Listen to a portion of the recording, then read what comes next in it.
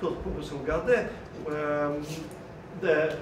we have a little bit similar situation in Poland when there is a benefit for whole Europe if this transformation of Poland is supported, but there is somehow hesitation on the side of the European Union to really support that. So, just to round up, to summarize, I fully agree with the statements of the fiscal reform for the fiscal policy, and I do believe that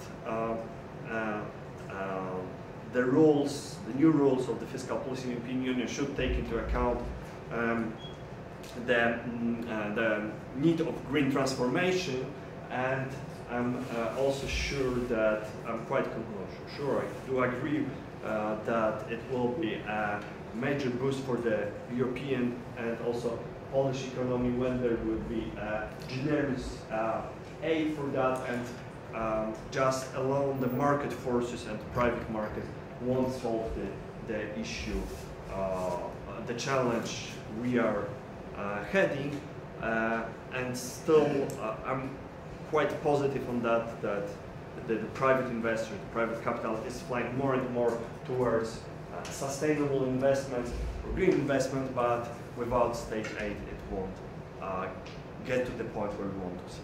Thank you very much. And now for Artur Galbarczyk from Fitch Ratings. We're going to hear a take on someone who sometimes assesses different types of policies, also unconventional ones, taken by different governments. So I'm quite interested in what you're going to have to say. Thank you. Okay, indeed. So I basically cover a group of the utilities in the EU, and I do it from the perspective of a credit investor. So, speak up. Okay. So let me maybe start with a perspective of the investors regarding basically the green policy mix and the role of the macroeconomic policies here. I think the industries which are to the largest extent involved in the green policy, in the green transition, are first of all utilities. So basically electricity generation, transmission and supply, but also transport, which is typically more risky than utilities, and automotive industry, which is typically, out of this industries, it is the most risky. What is important for the investors in terms of the green policy mix? I think first of all is the predictability of the regulatory framework, and this regards both the monetary and fiscal policy rules, but also the let's say the energy and climate policy rules. The second point here, I would say, is the clear energy policy or energy and climate policy.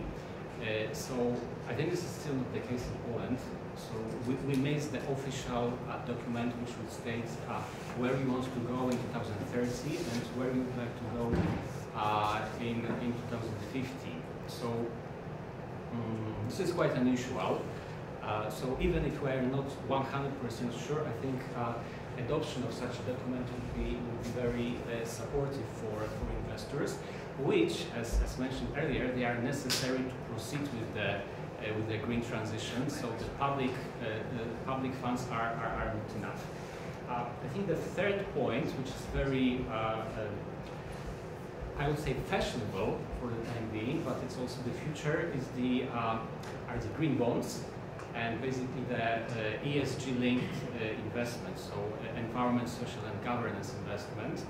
I think we still miss standardized rules, what is treated or should be treated as ESG investment. But I think even in Poland we have some examples of Polish utilities who issue this kind of debt instruments, and they are obliging. They declare that they will invest it in renewables or distribution or transmission assets. The fourth point, I have 10 by the way, but I'm very quick. So the fourth point is are the alternative fuels. So basically, Polish economy is dependent on coal, but we are now moving more to natural gas, which was possible thanks to diversification of supply sources. So we already see a couple of Polish utilities investing in natural gas fired power plants, which in the current pricing environment, they can do it on their own. So they can invest in this kind of assets on their own. They do not really require any support from the public. But what is important for the nearest future here, I think, if this kind of investment, for example, in gas-fired power plants or in gas pipelines, they are good for now. But Europe is already thinking about the future fuels. So if we can make investments in gas well prepared for future hydrogen or for future batteries or carbon capture and storage, this would make the investment more, of course, profitable and long term. And I think batteries plus plus carbon capture and storage plus hydrogen are, let's say, the fuels of the next decade. So natural gas, let's say, it's good for 2020s still, but for 2030s and further, we will probably need something more. In terms of, okay, so in Poland we will see a decreasing share of coal-fired generation.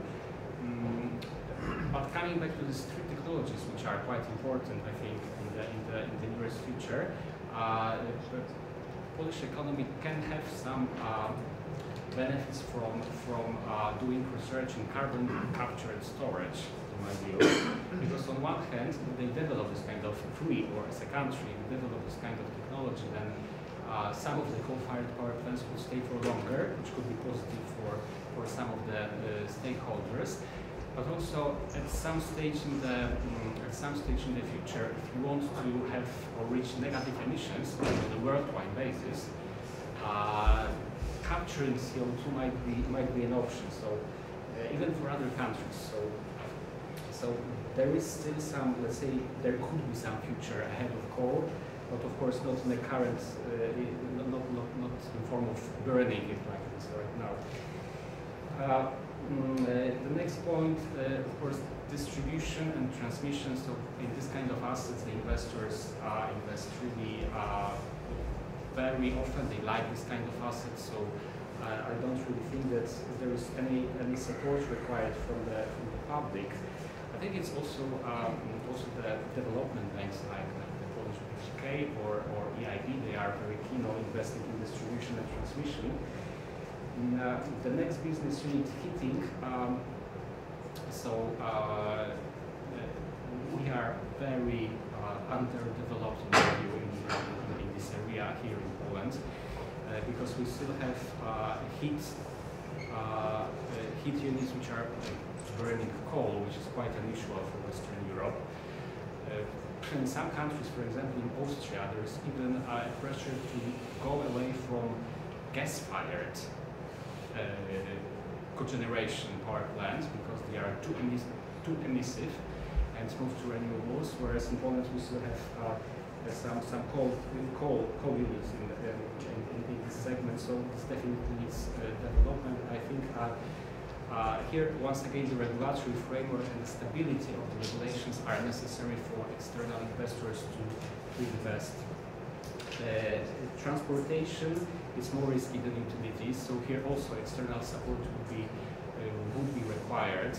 Maybe not in the infrastructure part, because we see several companies, in particular in Western Europe, investing in charging stations, although the charging stations are not really common. I mean, they are not needed. I mean, there are not enough electric vehicles right now. But they want to enter this market to be prepared for the following years to have simply the best points where they can charge the cars. So this is something which in Poland should probably also be undertaken.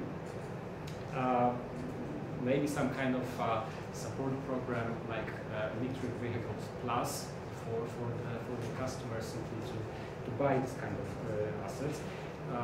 I mean, yeah, the last point would be probably technology of the electric vehicles, or in this automotive industry.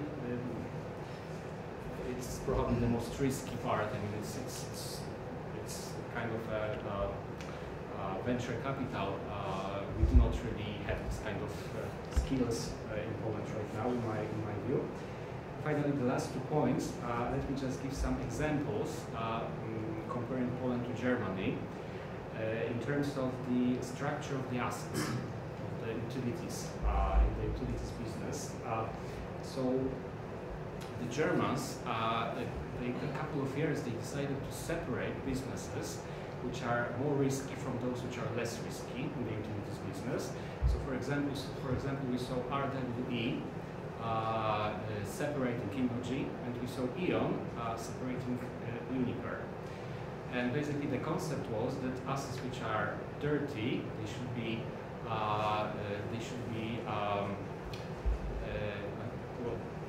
packed in another basket. They should be deleveraged, and they should work independently from the more perspective businesses like distribution and renewables.